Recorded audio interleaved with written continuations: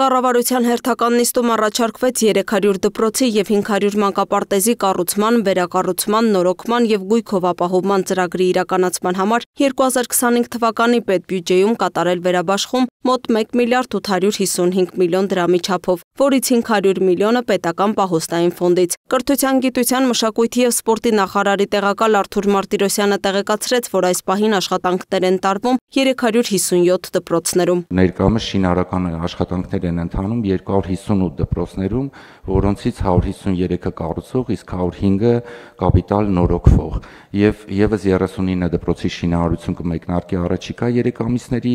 ընթացքում եւ մինչեւ տարեվերջ մենք ակնկալում ենք, որ շահագործման կհանձնենք արդեն իսկ ավարտված 60 դպրոցներից բացի եւս 50 դպրոց, իսկ մինչեւ 2026 թվականի սեպտեմբերի 1-ը թվով 151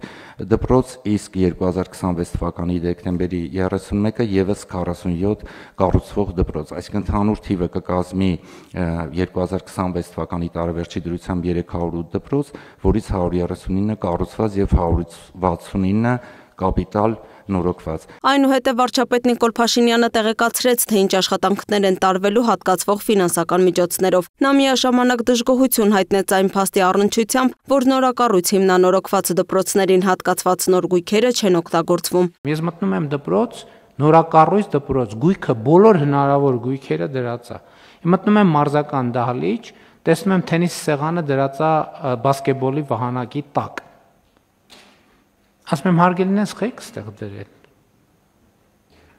Բա ոնց է, ասենք լավ, հələ հասկացա թենիս կխաղան երեխեք, բա բասկետբոլ ոնց են խաղալու։ Վարչապետը նաև նկատեց քիմիայի լաբորատորիաների համար սպիտակ խալաթներ են հատկացվել, սակայն դրանք չեն օգտագործվում։ Նա խոսեց վերահսկողության, դասալսումներ անցկացնելու անհրաժեշտության մասին։ Այսօրվանից սկսած շարունակաբար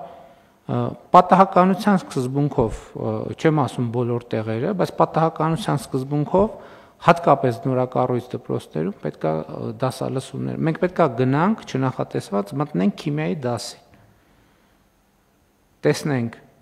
լաբորատոր գույքը օգտագործվում է թե չէ։ Փաշինյանը նաև ընդգծեց ֆիզկուլտուրայի դասի համար հատկացված է ծանր մարզագույք, որն ամեն առավոտ պետք է բերել դահլիճ, իսկ դասերի ավարտից հետո տեղափոխել պահեստ, քանի որ դա եւս կրթական գործընթաց է։ Նորակառույց դպրոցներին հատկացվում է նաև էլեկտրոնային դաշնամուր։ Վարչապետը դպրոցներ այցերից մեկի ընթացքում պարզել է, որ դաշնամուրը գտնվում է ոչ թե դահլիճում, այլ դրանքից պահեստում։ Ես ակնկալում եմ եւ տեսչական մարմինը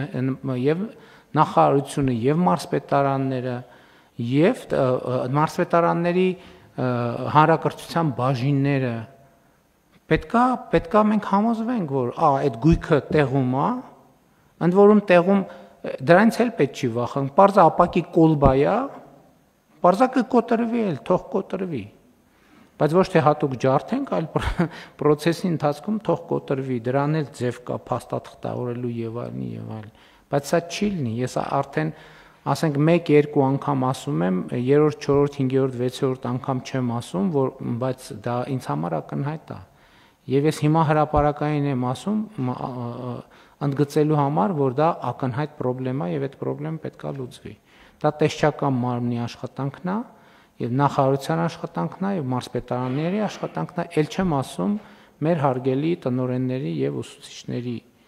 աշխատանքն է եւ այս խնդիրը պետք է լուծենք։ Հաջորդի վարչապետը խոսեց ուսուցիչների վարձատրության մասին, նշելով, որ Հայաստանում սեպտեմբերի դրությամբ կա 2118 ուսուցիչ, որոնց վարձատրության չափը կազմում է 300-ից 400 հազար դրամ։ 863 ուսուցիչ ստանում է 400-ից 500, 109, 500-ից 600, 22 ուսուցիչ էլ 600-ից 700 հազար դրամ։ Վարչապետի խոսքով 2 ուսուցիչ կա, որ 700 հազար դրամ եւ ավելի վարձատրություն է ստանում։ Ես նախարարի հետ քննարկում եմ, ասում եմ Այն ինչ որ անում են այս երկու ուսուցիչները մեր հարգելի եւ ստանում են 700 հազար դրամից ավել ամեն ամիս ստանում են 700 հազար դրամ եւ ավել վարձատրություն։ Սա կարող է ցանկացած ուսուցչի հասանելի գործընթաց է, թե ինչ որ մի բան կա, որը հասանելի է միայն եւ միայն բացառապես նշված երկու ուսուցիչներին եւ բնականաբար նույնը հասանել է ինչ որ իրենք անում են եւ ստանում են, հասանելի է նաեւ մյուս բոլոր ուսուցիչներին։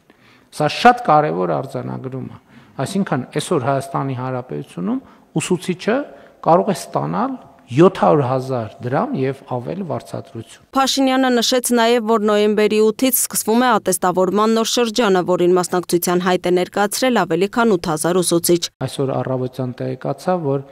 ավելի քան 8000 ուսուցիչ դիմել է ատեստավորման համար։ Եթե հիշողությունս չի դավաճանում, սա ամենամեծ թիվն է, որը մենք ունեցել ենք, այսինքն դիմողների, ինչը նշանակում է, որ ատեստավորման գործընթացի նկատմամբ հետաքրքրությունը եւ վստահությունը ավելացել է եւ սա շատ կարեւոր գործոն է, ինչը նշանակում է, որ մենք արդեն հունվարի կամ դեկտեմբերի արդյունքներով աշխատավարձերի այս սանդղակում կունենանք թարմացումներ եւ բոլոր ուղղություններով հույս ունեմ, որ բարձր աշխատավարձ ստացող ուսուցիչների թիվը կավելանա։ Այս համատեքստում Փաշինյանը նաև տեղեկացրեց, որ շարքային պայմանագրային 1559 զինծառայող էլ ստանում է 300-ից 400, 1156-ը 400-ից 500, 523-ը 500-ից 600,000 դրամ վարձատրություն, 244 շարքային զինծառայող էլ 600-ից 700,000 եւ 31 շարքային զինծառայող 700,000 դրամ եւ ավելի վարձատրություն։ Ես հատուկ հետաքրքրվել եմ։ Արդյոք 700,000 եւ ավել դրամ վարձատրություն ստացող զինվորի պայմանները հասանելի են նաեւ մնացած բոլոր ցանկացած այլ զինծառայողի։ Իհարկե պարզ է, չէ, խոսքը զորատեսակի մասին է, ատեստավորման արդյունքների մասին է եւ այլն եւ այդպես շարունակ։ Եվ սա նույնպես հասանելի է